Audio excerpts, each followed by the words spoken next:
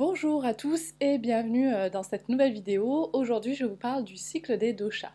Je m'appelle Nathalie Seni, je suis praticienne en Ayurveda et je vous propose un programme de 21 jours pour découvrir l'Ayurveda. Chaque jour, une nouvelle vidéo avec un document à télécharger et un exercice pratique que vous pouvez réaliser à la maison. La nature est pleine de cycles. Y en a qu'on connaît qui sont évidents pour nous, les cycles du jour et de la nuit, les cycles des saisons, etc. Et une chose qui est très importante en Ayurveda, les cycles des doshas. Ces trois doshas qui sont, on l'a vu, des énergies. Vata étant l'énergie du mouvement associée à l'élément air. Pitta, l'énergie de la transformation, de l'action associée à l'élément feu. Et enfin, Kapha, l'énergie de la cohésion, de la lubrification, associée à l'élément eau. Et l'observation des cycles des doshas, elle est très importante. Pourquoi? Parce qu'elle nous permet de comprendre qu'il y a un temps pour tout. Elle nous permet d'adapter nos activités, notre rythme de vie au rythme des doshas. Parce que chacun des doshas, chacune de ces énergies, a besoin de se reposer pendant qu'une autre est en activité. Chaque dosha, chaque énergie va donc fonctionner en lui-même de manière cyclique, c'est-à-dire que chaque dosha a une période d'augmentation, une période d'accumulation, c'est-à-dire d'excès, puis une période de diminution. Donc quand on regarde les doshas de manière globale, eh bien pendant qu'un dosha augmente au moment où il est en excès, eh bien les autres diminuent. Au niveau de notre corps, de notre physique et de notre mental, chaque dosha est responsable de fonctions particulières chez nous. Respecter le rythme des doshas, c'est donc respecter le fait que dans notre corps, chaque fonction se passe à un moment précis pour permettre à notre corps de rester en équilibre. Quelques exemples pour venir imager un peu mon propos. Ces exemples, je les prends d'Atreya Smith, qui est un grand professeur d'Ayurveda, qui dit tout simplement que nous les humains, on ne marche pas en même temps qu'on dort, on ne va pas à la selle en même temps qu'on mange, etc. Bref, tout ça pour dire que chaque fonction du corps se passe à un moment précis, au risque de venir déséquilibrer les doshas et donc les fonctions du corps. Les cycles des doshas qu'on va voir juste après, lorsqu'ils sont respectés, lorsqu'ils fonctionnent de manière correcte, eh bien ils permettent de créer, de maintenir la santé. Et lorsqu'ils sont perturbés, eh bien ils vont à leur tour perturber les fonctions du corps dont ils sont responsables. On va donc voir comment les doshas se comportent de manière cyclique. L'objectif de comprendre ces cycles des doshas, c'est de pouvoir les équilibrer avant qu'ils ne se trouvent en excès dans notre corps, avant qu'ils provoquent des déséquilibres. Je vais donc vous parler ici des cycles des doshas au cours de la vie, mais aussi des cycles des doshas au cours des saisons, au cours de la journée, et même des cycles des doshas dans le processus de digestion. Pour chaque cycle, on va le voir, c'est l'énergie de Kapha qui apparaît en premier, c'est l'énergie qui crée la structure, qui crée la cohésion. Ensuite, c'est l'énergie de Pitta qui rentre en scène, cette énergie de l'action, de la transformation. Et à la fin de chaque cycle, c'est l'énergie de Vata qui est présente, cette énergie du changement, de la transition, mais aussi, on va le voir, une énergie froide, une énergie de déclin. Allez, on commence donc par les stades de la vie. Le premier stade, c'est-à-dire au moment de la naissance jusqu'à la fin de l'enfance, c'est le stade Kapha. Il correspond bien entendu à une période donc, de croissance, à une période où notre corps ou notre mental se structure. Et c'est pour ça que dans cette période de l'enfance, on retrouve souvent beaucoup de maladies de type Kapha, avec du mucus, des rhumes, des grippes, etc. Vient ensuite la période Pitta qui commence autour de l'adolescence et cette période Pitta va se terminer autour de l'âge entre 50 et 65 ans. Cet âge adulte, il correspond à une période où on est beaucoup dans l'action, on est beaucoup dans la transformation pour gérer sa vie professionnelle, sa famille, etc. Et cette période Pitta correspond à tout ce qui est maladie inflammatoire. D'ailleurs, ça commence au moment de l'adolescence avec l'acné.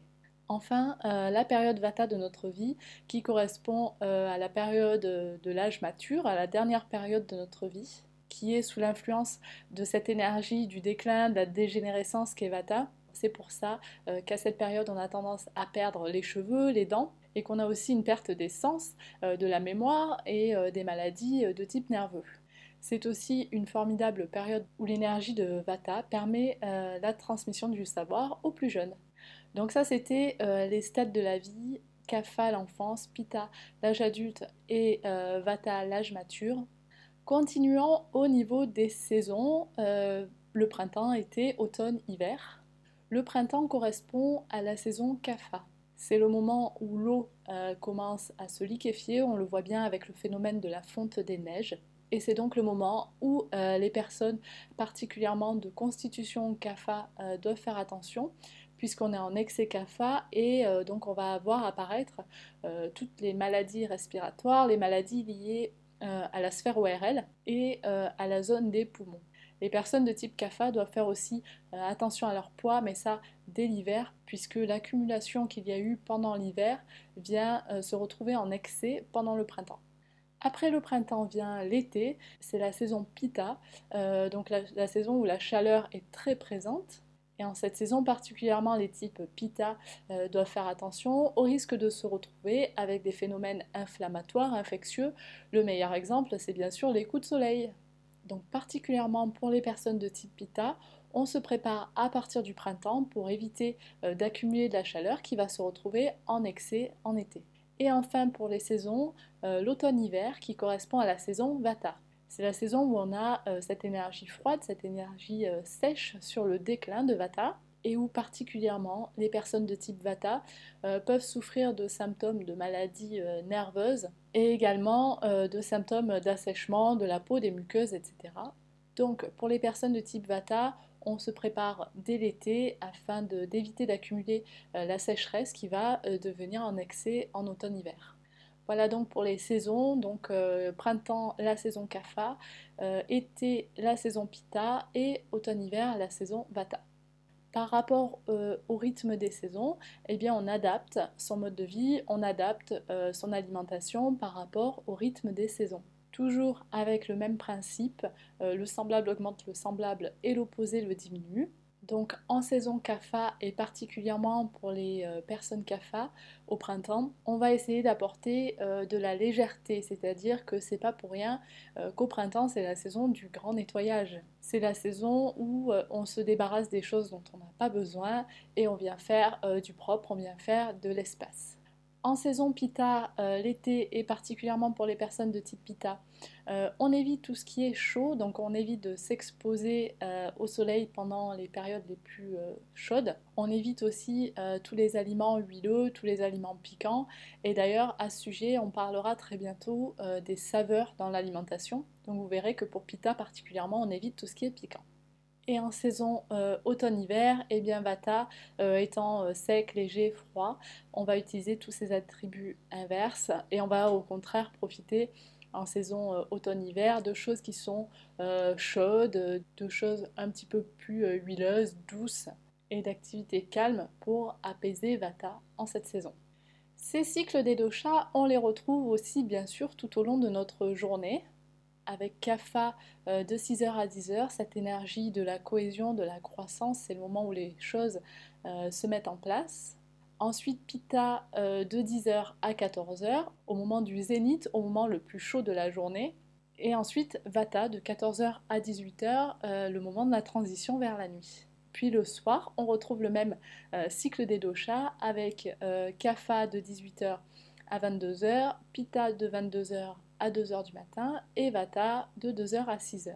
En réalité, ces horaires ils sont plutôt approximatifs puisqu'ils sont davantage liés au cycle de la nature que au cycle de notre montre. Donc il n'y a pas vraiment d'horaire effectif sur notre montre, puisque sur notre montre, on a le passage de l'heure d'été à l'heure d'hiver, et il faut considérer aussi le fait qu'en été, les jours sont plus longs et les nuits plus courtes, et en hiver, inversement. Donc si on veut bien comprendre ces cycles des doshas au cours de la journée, il faut comprendre que l'énergie de Kapha est plus présente après le lever du soleil et après le crépuscule, qui sont des moments de cohésion, de croissance, de stabilité. Donc à ces moments-là, on profite de cette énergie de la cohésion, mais aussi pour les personnes de type Kapha, on fait attention parce que c'est le moment où il peut y avoir beaucoup de lourdeur au niveau du réveil, donc le matin, mais aussi le soir, c'est un moment où on a cette lourdeur, donc on évite pour les personnes de type Kapha les repas lourds le soir. et de manière générale pour tout le monde. C'est pour ça qu'on préconise de se lever avant le lever du soleil et qu'on préconise d'éviter les repas lourds le soir.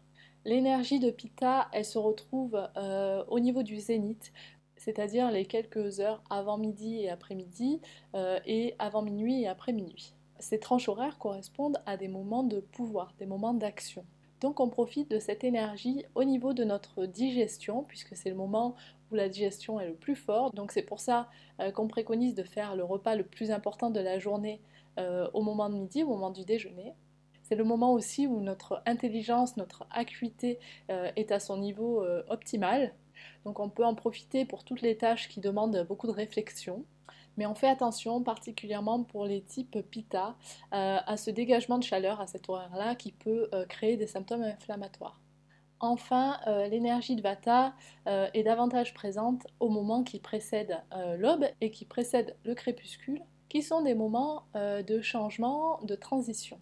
Donc on est dans cette énergie de la créativité, cette énergie du mouvement, mais particulièrement pour les personnes de type Vata, ces moments de l'aube et du crépuscule peuvent être déséquilibrants. Donc attention pour les personnes de type Vata à ne pas avoir à ce moment-là des activités qui génèrent beaucoup de mouvements. Voilà pour les moments de la journée, ces différents moments dans la journée où tantôt l'énergie de Kapha, de Pitta, de Vata sont prédominantes. Enfin, de la même manière, on va retrouver ces cycles des doshas dans le processus de la digestion. Et cette digestion, elle commence par un stade kapha qui se déroule au niveau de l'estomac. C'est pour ça que lorsqu'on a un excès de kapha, eh bien, on a des symptômes qui surviennent juste après le repas, comme des symptômes de lourdeur, des nausées, des vomissements. Deuxième stade de la digestion, qui est le stade pitta, qui se déroule au niveau de l'intestin grêle et qui peut causer des brûlures, de l'acidité. Ça, on les retrouve en général 2 heures après les repas. Et enfin, dernier stade de la digestion, dans le côlon, c'est le stade vata, ce qui explique qu'en état de déséquilibre vata, en cas d'excès de vata, on a souvent des gaz intestinaux qui surviennent environ 4 heures après le repas. Voilà, on a donc vu les différents cycles des doshas, que ce soit au cours de notre vie, au cours d'une saison, au cours de notre journée, ou même dans le processus de digestion. Avec l'explication de ces différents cycles, on va pouvoir, grâce à ça, prévenir les états de déséquilibre, être davantage attentif quand on sait que l'un de nos doshas risque d'être déséquilibré. Alors aujourd'hui, je vous propose d'aller essayer de repérer à quelle période vous êtes le plus susceptible de subir des états de déséquilibre de vos doshas. Allez regarder au niveau de votre constitution de naissance. Puisque vous avez fait maintenant votre test de constitution ayurvédique, vous savez maintenant, vous êtes capable de repérer comment les doshas se manifestent chez vous. Également, si vous avez des états de déséquilibre, si vous avez des symptômes que vous pouvez constater, eh bien vous allez peut-être pouvoir encore davantage rapprocher ces symptômes d'un état de déséquilibre d'un dosha. Par exemple, si vous vous rendez compte que vous avez toujours le même symptôme chaque année, par exemple un rhume qui se déclenche au mois de mars, vous allez pouvoir rapprocher ça d'un état de déséquilibre de kapha. Autre exemple, si vous ressentez un coup de fatigue, un coup de barre régulièrement en fin d'après-midi, vous pouvez le relier à un déséquilibre de vata. Donc faites cet exercice de repérer pour chaque symptôme, pour chaque désagrément, de voir s'il y a des récurrences au niveau des horaires ou bien au niveau de la saison. Attention néanmoins si vous avez plusieurs types de symptômes, il n'est pas toujours facile de repérer à quel dosha ils sont liés. Et parfois, je vous l'avais déjà dit, un déséquilibre d'un dosha peut entraîner des déséquilibres chez les autres doshas. Voilà pour aujourd'hui, pour ces cycles des doshas. Cette compréhension des cycles des doshas, elle est très importante puisqu'elle nous permet d'agir en préventif, de se préparer pour éviter les phénomènes d'excès, d'aggravation des doshas.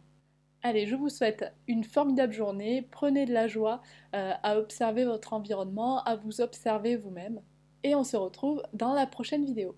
Namasté!